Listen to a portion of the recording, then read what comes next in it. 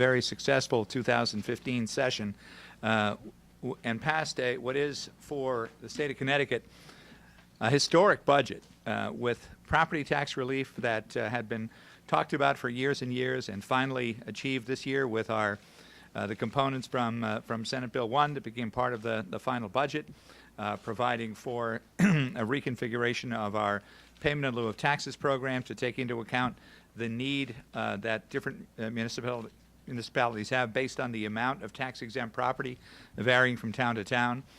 The car tax relief component of that, the general assistance to municipalities, and also the transportation initiative that was also a companion piece and part of that project using sales tax funds. So I think that we met our responsibilities, came in with a budget that was nearly $600 million below the current services level. We have done nothing in this budget for businesses that they should see as being punitive or as a disincentive for their operations in Connecticut if they were to look at it and assess it fairly.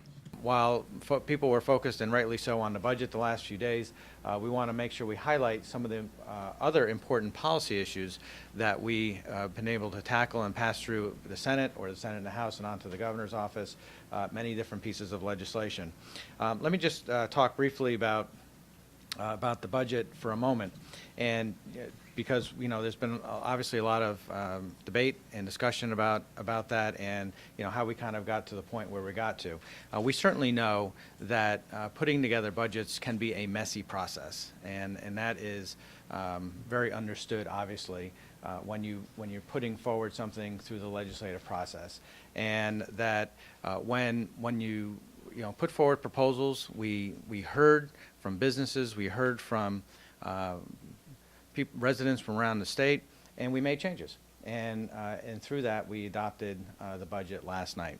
And so, but here's the thing that I want to underscore on the budget, is that we hear from, when we hear from businesses, we hear about two things. And we hear from residents around the state, we hear from two things. One is we hear about the burdensome property tax system and how that leads people to make certain decisions about either their future in the state of Connecticut or able to kind of manage their budgets. And so we took a critical step in helping residents and businesses around the state with property taxes by passing sales tax sharing in a way that brings a new revenue source to municipalities to allow for property tax reform. And that caps the car tax is something that was very important to Senator Looney. It also creates a new pilot formula, and I believe, and we believe, that that is going to be really a game changer for municipalities all across the state of Connecticut. That is extremely important for everybody, for economic development. So you talk, again, you hear from businesses, they say the property tax system is something that is very burdensome to them, and we took steps to address that. Second thing is in transportation. Again, you hear from businesses. I hear from businesses in my neck of the woods, in my part of the state, all the time that say, you've got to address the transportation infrastructure. Well, last night we were able to make a generational shift in a generational investment in transportation, and having a multi-year plan, decades-long plan to finally address our transportation infrastructure. And that takes a lot of leadership. So Senator Looney and I have been very committed to doing that as well. We're helping veterans with the making sure that 100% of their veterans' pensions are now tax-free. We've worked with senior citizens with the CARE Act, and we're helping infants with the Safe Sleep Act, and so many other things that we've done as well. But we have, I think, in here, when you talk to average residents in the state, and you speak to businesses and you say, look, we are in this budget, we don't have just a 2-year budget, but we have a blueprint for the future, and that we are looking forward in a blueprint for our future, and we are tackling the two biggest issues that vex our state: transportation and property taxes, and we've done that in this budget, and in those decisions. And sometimes when you do big things, those things are not easy to do. It takes courage to do those things.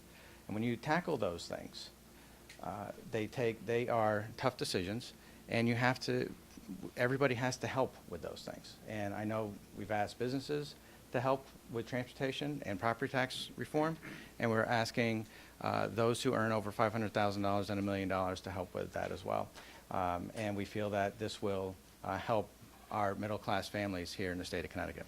We worked really well together in a bipartisan and a collaborative way, that the business flowed very well in the Senate. You know, while budgets are partisan at times, that really the bulk of the work, and Senator Pisano even said this last night in the floor in his budget speech, 92% of the legislation either passes unanimously or with a majority from both parties to pass the bill.